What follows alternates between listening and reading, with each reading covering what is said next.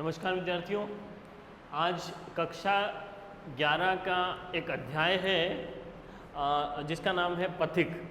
और ये पथिक नामक जो कविता है इसका पहला भाग हम पढ़ चुके हैं, जिसमें हमने आधे भाग का जो है हिंदी अनुवाद समझा है, व्याख्या समझी है। आज हम बात करते हैं उससे अगले भाग की। ठीक है, तो इस कविता में क्या बताया गया है? इसमें कविता में ये बताया गया है कि जो कवि है वो क्या कह रहे हैं कि कवि जो है वो सांसारिकता से या भौतिक दुनिया से वो क्या हो गए हैं, विमुग्ध हो गए हैं, वो उससे दूर जाना चाहते हैं। ठीक है, तो इस प्रकार का संसार उनको नहीं चाहिए। ठीक है, उसमें उनको रहना पसंद नहीं है, बल्कि वो प्रकृति के नज़दीक जाना चाहते हैं। ठीक है, और प्रकृति का वर्णन उन्होंने एक अलग तरीके से किया है, प्रकृति का मानवीकरण कर दिया है।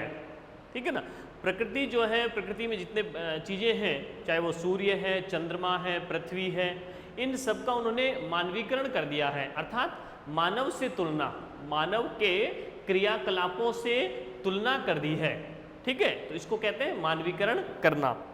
तो हम बात करते हैं किस प्रकार कि कवि कहते हैं कि जब गंभीरतम अर्ध निशा में जग को ढक लेता है और अंतरिक्ष की छत पर तारों को छिटका देता है।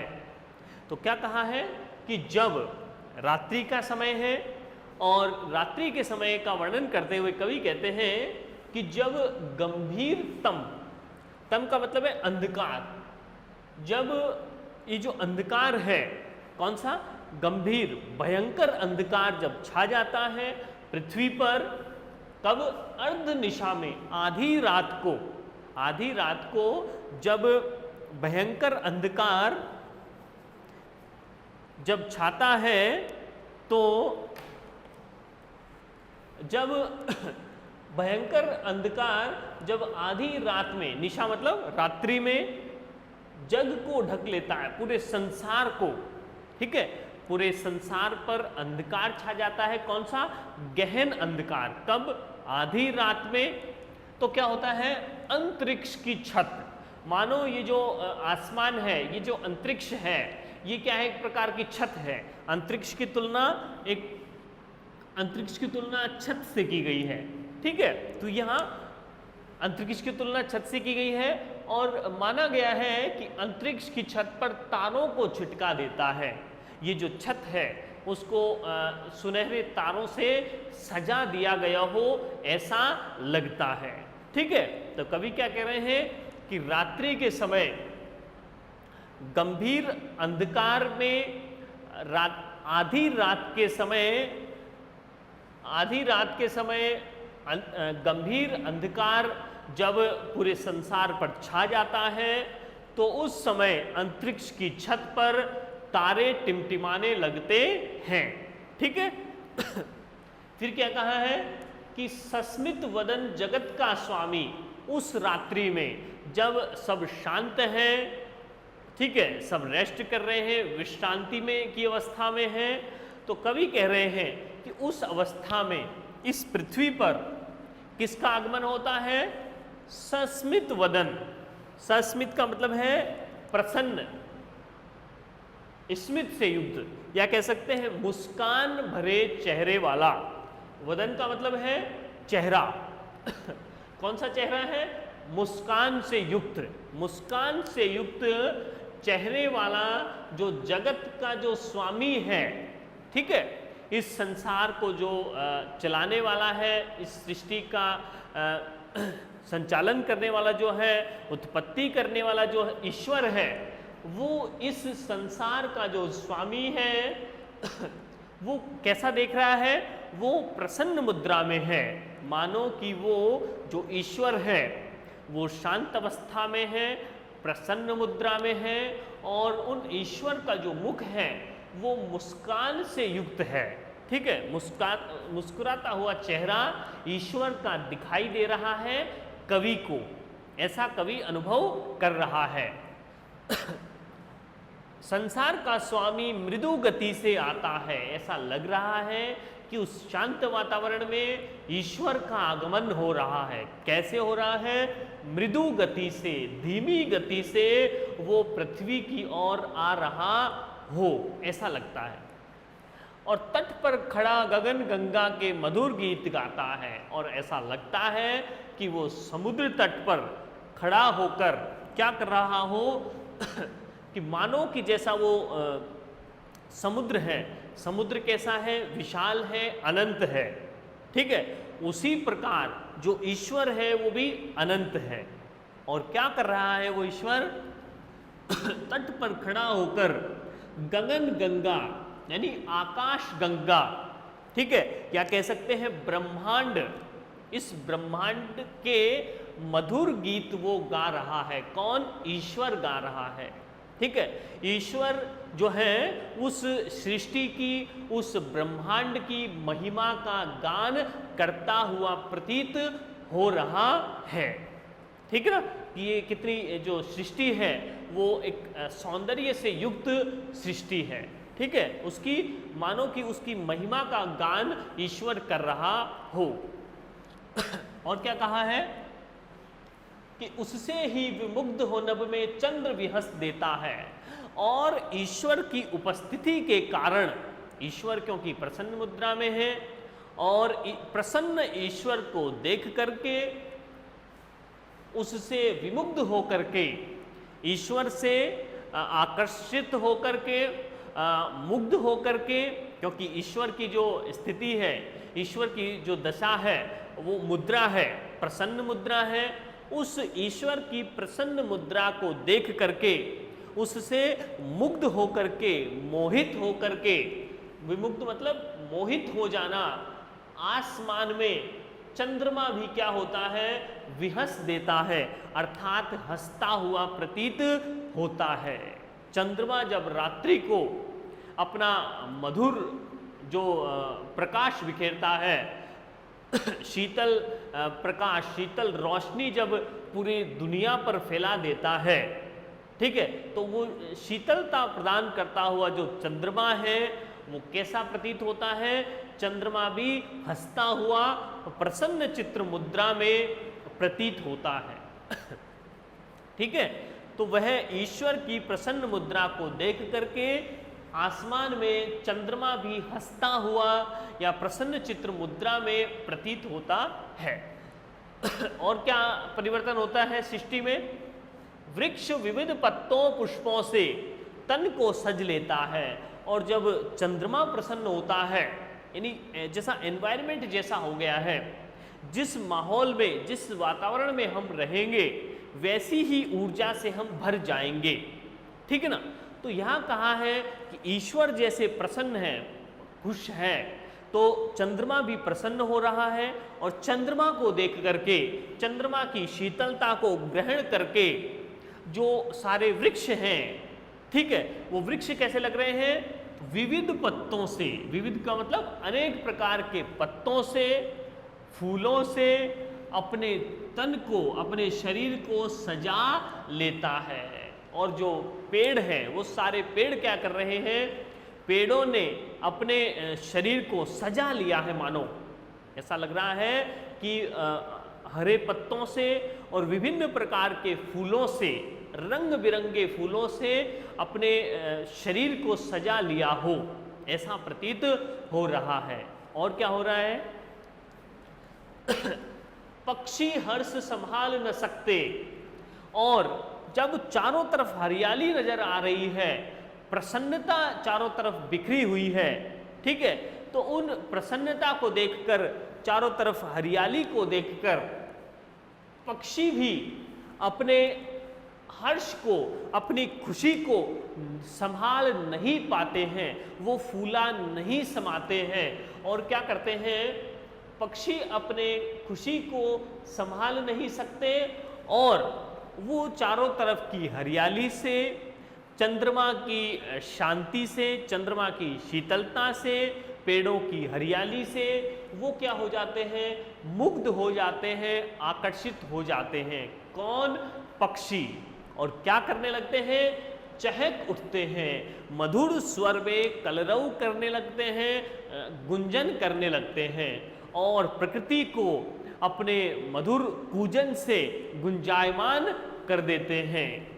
और फिर क्या होता है कि फूल सांस लेकर सुख की, और ऐसा प्रतीत हो रहा है कि जो उन वृक्षों पर जो रंग बिरंगे फूल जो निकल आए हैं, फूल क्या लग रहा है कि फूल भी सुख की सांस ले रहे हैं। ठीक है, ऐसा प्रतीत हो रहा है कवि को कि वो जो फूल है वो भी सुख की सांस ले रहे हैं, रिलैक्स मूड में हैं, कह सकते हैं आराम की मुद्रा में हैं। ठीक है, तो जो फूल हैं वो सुख की सांस लेते हुए प्रतीत हो रहे हैं और सानंद, सानंद का मतलब है आनंद के साथ प्रसन्न चित्त मुद्रा में है वो और महकने लग रहे हैं। क्या कर रहे हैं? वो अपनी खुशबू चारों तरफ प्रकृति में प्रसारित कर रहे हैं, फैला रहे हैं। ठीक है। और क्या होता है कि वन उपवन गिरि सानु कुंज में, कहां पर? एक तो वन यानी जंगल में, उपवन यानी बगीचे में, गिरि का मतलब पर्वत में, पर्वतों पर, सानु का मतलब है समतल भूमि पर, सानु का मतलब है समतल भूमि, और कुंज का मतलब है ऐसा प्रदेश जहां झाड़ियां हो, बेलें हो। ठीक है, उस स्थान को हम कुंज कहेंगे। तो इन सब स्थानों पर, जंगलों में, बगीचों में, पर्वतों पर और समतल भूमि पर और कुंजों में, प्रकृति के सभी प्रदेशों में मेघ बरस पड़ते हैं। ठीक है ना। जब प्रकृति का हर तत्व एक्टिव हो गया है, सक्रिय हो गया है और बताना चाह रहा है कि हम कितने प्रसन्न चित्त हैं, हम कितने खुश हैं। ठीक है ना। तो इस एक दूसरे को देख करके वो सभी प्रकृति के जो कण हैं वो क्या हो गए हैं? खुश हो रहे हैं। ठीक है, क्योंकि चारों तरफ प्रसन्नता, खुशी बिखरी हुई है। तो चारों तरफ प्रकृति के प्रत्येक प्रदेश में मेघ भी क्या हो रहे हैं? वो फूला नहीं समा रहे हैं, खुशी के मारे वो भी बरसने लग गए हैं। ठीक है, खुशियों की बरसात वो कर रहे हैं। कौन? मेघ यानी बादल। बादल भी क्या हो गए हैं? बरसने लग गए हैं। ठीक है। कवि क्या कह रहे हैं? इस असीमित सौंदर्य को देख करके मेरा क्या हो रहा है? आत्म प्रलय हो रहा है। यानी कि मैं स्वयं के अस्तित्व को भूला जा रहा हूं। और क्या हो रहा है? आत्म प्रलय। आत्म का मतलब स्वयं के अंदर मेरा स्वयं का क्या हो रहा है? प्रलय हो रहा है। मैं खुद को नष्ट कर रहा हूं। एक मेरे अंदर क्या हो रहा है? विचारों की आंधी मेरे अंदर, विचारों का तूफान मेरे अंदर उठ रहा है। ठीक है। तो क्या हो रहा है? मेरा आत्म प्रलय होता है, या ऐसा कह सकते हैं कि कवि स्वयं के अस्तित्व को, स्वयं की वास्तविकता को भूलकर उस प्रकृति की गोद में हमेशा के लिए समा जाना चाहता है। तो कवि कहते हैं कि मेरा आत्म प्रलय होता है, अर्थात मैं स्वयं के अस्तित्व को भूलना चाहता हूं और इस असीमित सौंदर्य को देख करके उसका सामीप्य पा करके मैं क्या करने लगता हूं? मेरे नयन नीर झड़ने लगते हैं। नयन नीर का मतलब है मेरी आंखों से पानी बहने लगता है, अश्रु बहने लग रहे हैं। क्यों बह रहे हैं? क्योंकि वो बहुत ज़्यादा सुंदरता को, असीमित हरियाली को, असीमित शीतलता को, प्रसन्नता को और प्रकृति के प्रेम को मैं अनुभव कर पा रहा हूँ। और वो मेरे लिए कैसा है? अभूतपूर्व है। ऐसी सुंदरता, ऐसा प्राकृतिक प्रेम, ऐसी स्वच्छता, शीतलता मैंने आज तक अनुभव नहीं की है। ठीक है। शहरों में इस प्रकार का दृश्य मैंने आज तक नहीं देखा है। पहली बार मैं इस प्रकार की शीतलता, स्वच्छता, सौंदर्य और प्राकृतिक प्रेम को अनुभव कर पा रहा हूं, जो मेरे लिए एक तरीके से असहनीय है, जिसको मैं ले नहीं पा रहा हूं, इतनी सुंदरता को ग्रहण भी नहीं कर पा रहा हूं, प्रकृति में समा नहीं पा रही है, इतनी सुंदरता को मैं देख रहा हूं। और इसलिए अत्यधिक खुशी के कारण क्या हो रहा है, मेरी आंखों से अश्रु बहने लग गए हैं, प्रसन्नता के आंसू बह रहे हैं। ठीक है, पढ़ो लहर तट तृण तरु गिरी नभ किरण जलद पर प्यारी, और लिखी हुई मधुर कहानी विश्व विमोहन हारी। और कवि कह रहे हैं कि जो ये प्रेम कहानी लिखी है, कहां पर, लहर, लहरों पर, और तट, तट का मतलब उस समुद्र तट के किनारों पर, तृण, तिनकों पर, तरु, वृक्षों पर, गिरी, पर्वतों पर, नभ, आसमान पर, किरण, सूर्य की किरणों पर, जलद, जलद का मतलब बादलों पर, ये सब प्रकृति के जो तत्व हैं, इन सभी तत्वों पर एक प्रेम कहानी लिखी हुई है। ठीक है ना, प्राकृतिक प्रेम, प्रकृति से प्रेम करना या एक दूसरे के प्रति सम्मान व्यक्त करना। ऐसा लग रहा है कि ये ब्रह्मांड के जितने भी तत्व हैं, प्रकृति के जितने भी तत्व हैं, वो सब क्या कर रहे हैं, एक दूसरे के प्रति श्रद्धा प्रकट कर रहे हैं, एक दूसरे के प्रति सामंजस्य बैठाए हुए हैं, और वो इतने सक्रिय हैं कि वो उपदेश देना चाहते हैं प्रत्येक मनुष्य को, प्रत्येक प्राणी को, कि वो क्या करें, सक्रिय रहें, एक दूसरे के प्रति प्रेम प्रदर्शित करें, श्रद्धा प्रेषित करें। ठीक है ना, तो ऐसा प्रतीत हो रहा है कि प्रकृति के ये जो सारे जो तत्व हैं, ये सभी तत्व क्या कर रहे हैं, उस प्रकृति की महिमा का बखान करते हुए प्रतीत होते हैं। और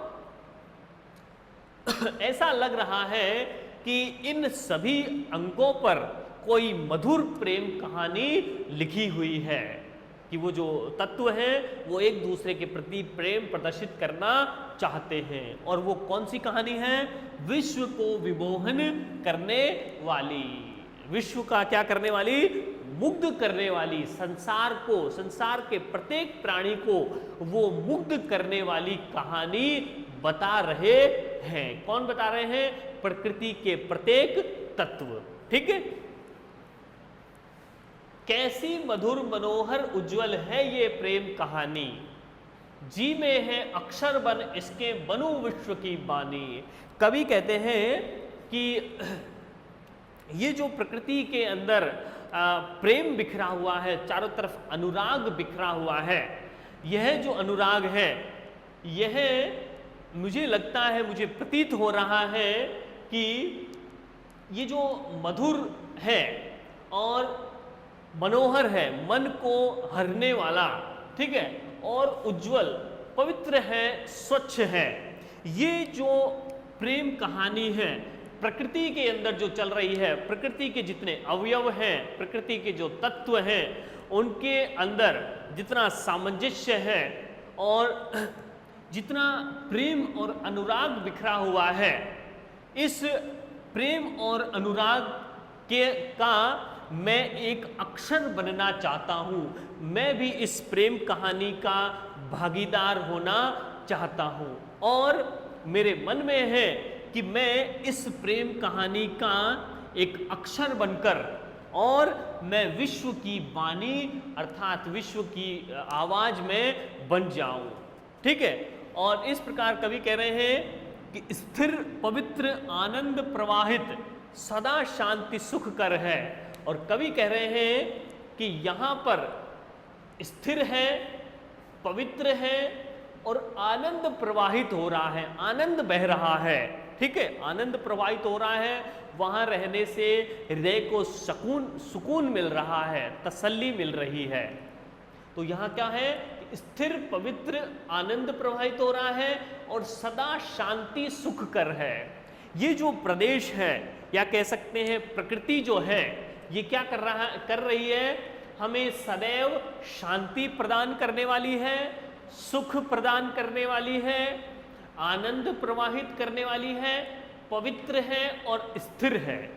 तो ये सब विशेषताएं प्रकृति की हैं और कवि कहते हैं कि आहा, ठीक है, तसल्ली उनको हो रही है कवि को, और कह रहा है कवि कि जो प्रेम का राज्य है, जो प्रकृति के आसपास, प्रकृति के सामीप्य से जो मिलता है, ये प्रेम का राज्य बड़ा सुंदर है, बल्कि सुंदर नहीं है, अतिशय सुंदर है। अतिशय सुंदर कह सकते हैं कि बहुत ज़्यादा सुंदर है। ऐसे सौंदर्य की, ऐसी स्वच्छता, ऐसी हरियाली की, ऐसी शीतलता की और ऐसे अनुराग की किसी अन्य अनुराग से तुलना नहीं की जा सकती है। अर्थात इसे मैं हमेशा के लिए इस सौंदर्य को, इस प्रेम को पाना चाहता हूं, मैं इसका एक अंशदार, एक हिस्सेदार बनना चाहता हूं। ठीक है, एक बार फिर से इसको समझेंगे। तो कवि कहते हैं कि रात्रि के समय का वर्णन करते हुए कवि कह रहे हैं कि आधी रात के समय जब गहन अंधकार संसार को ढक लेता है, तो उस समय अंतरिक्ष की जो छत है उस पर तारे निकलने लगते हैं, और उस समय पूरी प्रकृति में जब शांति फैली रहती है, शीतलता फैली रहती है, तो उस समय प्रसन्न मुद्रा में, या कह सकते हैं मुस्कान से युक्त मुख वाला संसार का जो स्वामी है, ईश्वर है, वो धीमी गति से आता है, विचरण करता हुआ प्रतीत होता है, और समुद्र के तट पर खड़ा हुआ आकाश गंगा के मधुर गीत गाता हुआ प्रतीत होता है। अर्थात ईश्वर भी इस सृष्टि के, इस ब्रह्मांड की महत्ता का या उनकी महिमा का गान करता हुआ प्रतीत होता है।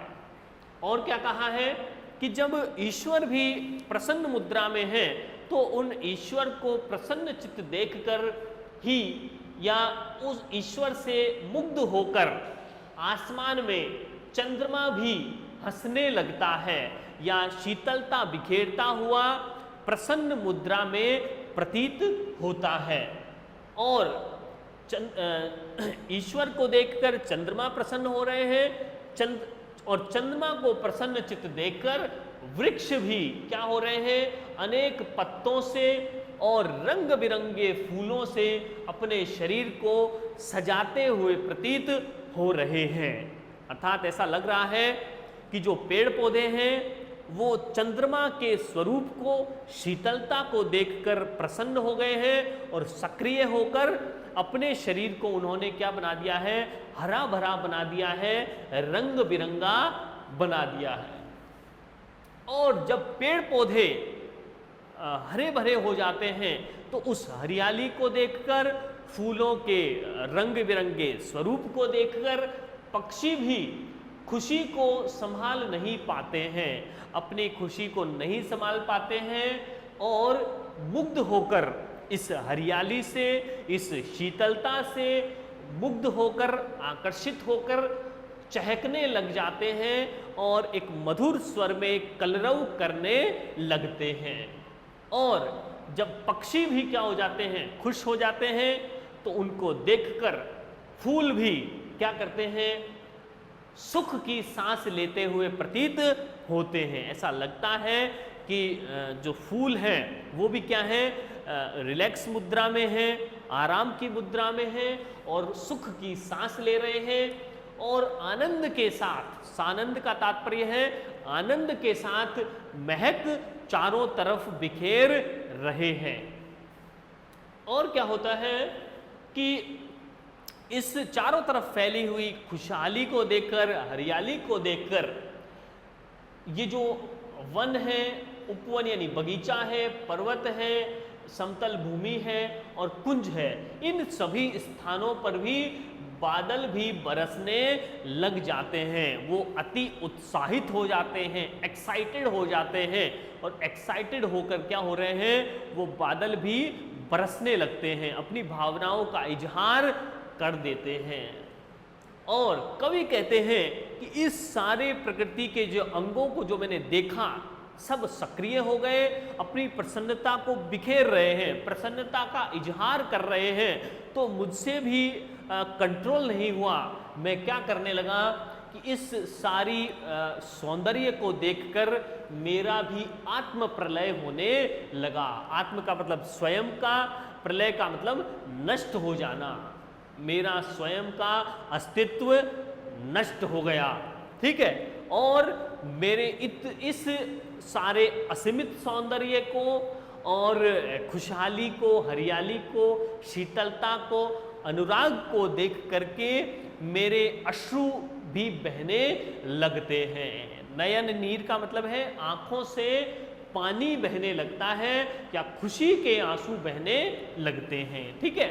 और फिर क्या कहा है कि पढ़ो लहर पर, लहर तट पर, तृण यानी तिनके पर, पेड़ों पर, पर्वतों पर, आसमान पर, और सूर्य की किरणों पर और बादलों पर, इन सभी प्रकृति के अंगों पर एक प्यारी सी एक कहानी लिखी हुई है, ठीक है। किसकी कहानी? प्रकृति की प्रेम कहानी लिखी हुई है। उस कौन सी कहानी लिखी हुई है? मधुर कहानी।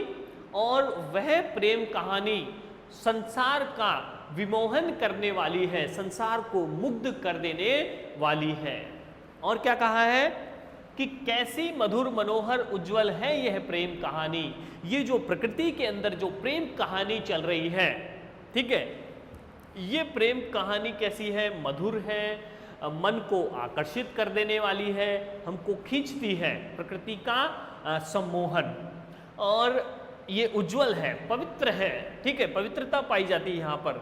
और मेरा क्या है? जी है, जी में है। जी मतलब मेरे हृदय में यह बात है कि मैं भी उस प्रेम कहानी का एक अक्षर बन जाऊं और संसार की वाणी बन जाऊं। अर्थात मैं इस प्रकृति के प्रेम कहानी का मैं भागीदार बनना चाहता हूं, उसको प्रत्यक्ष निहारना चाहता हूं। और क्या कहा है? स्थिर पवित्र आनंद प्रवाहित सदा शांति सुख कर है। और इस प्रकृति में क्या है? हमेशा स्थिर, पवित्र और आनंद प्रवाहित होता है, और हमेशा शांति प्रदान करने वाली है, और सुखदायिनी ये प्रकृति है।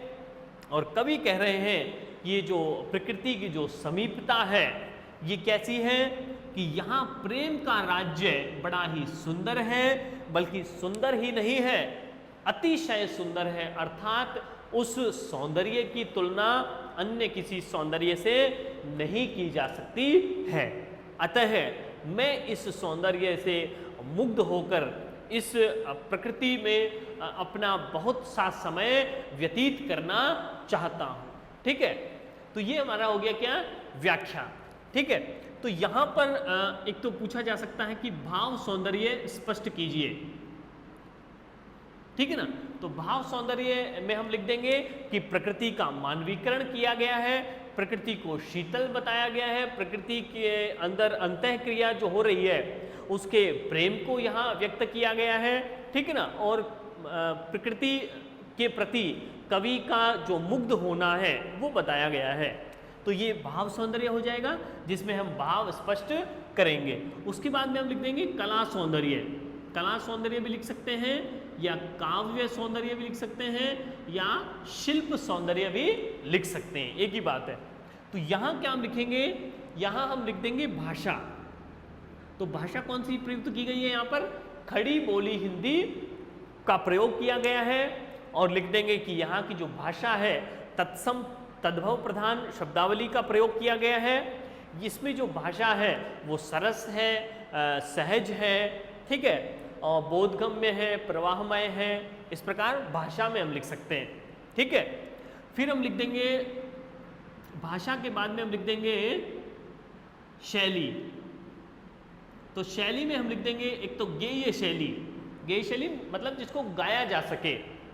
तुकांत शैली भी लिख सकते हैं, तुकांत, ठीक है, जिसके अंत में तुक मिलते हो, लास्ट में हारी, ठीक है। यहाँ लिखा हुआ है कि किरण जलद पर प्यारी, फिर लिखा हुआ है हारी, यहाँ लिखा है कहानी, फिर लिखा है बानी, तो इसको कहेंगे तुकांत। और क्या कह सकते हैं, संगीतात्मक शैली भी कह सकते हैं, संगीतात्मक, ठीक है। तो यहाँ पर और कह सकते हैं नाद सौंदर्य भी है इसके अंदर, संगीतात्मक शैली है तो नाद सौंदर्य भी कह सकते हैं। फिर इसके अंदर हम लिख देंगे गुण, तो गुण कौन सा हो जाएगा, माधुर्य गुण भी लिख सकते हैं और प्रसाद गुण भी लिख सकते हैं, ठीक है। मधुरता का वर्णन है यहाँ पर, सौंदर्य का वर्णन है। और प्रसाद गुण क्या होता है कि जहाँ पर किसी भी बात का सिंपल अर्थ समझ में आए, कहते ही जिसका अर्थ समझ में आए, तो वहाँ प्रसाद गुण होता है उस कविता में, ठीक है। तो ये बात हम लिख देंगे। फिर उसके बाद में हम लिखेंगे छंद, तो छंद में हम लिख देंगे तुकांत छंद हो जाएगा या मुक्तक छंद हम लिख सकते हैं। फिर हम लिख देंगे यहाँ पर अलंकार, तो अलंकार में हम लिख सकते हैं एक तो अनुप्रास अलंकार लिख सकते हैं क्योंकि वर्णों की आवृत्ति हो रही है बार बार, और हम लिख सकते हैं मानवीकरण, ठीक है, क्योंकि प्रकृति का मानवीकरण यहाँ पर किया गया है। तो इस प्रकार हम यहाँ पर ये कला सौंदर्य में कुछ व्याकरण की बातें हम यहाँ पर लिख सकते हैं, ठीक है। तो इस चैप्टर में हमने समझा, इस चैप्टर में हमने पथिक कविता के बारे में समझा है, यानी कि पथिक कौन है, राहगीर कौन है, कवि। कवि स्वयं को राहगीर मान रहा है, मार्ग में चल रहा है और मार्ग में चलता हुआ प्रकृति के सौंदर्य को निहार रहा है और उसको उसका मानवीकरण करते हुए वर्णन कर रहा है, ठीक है। धन्यवाद।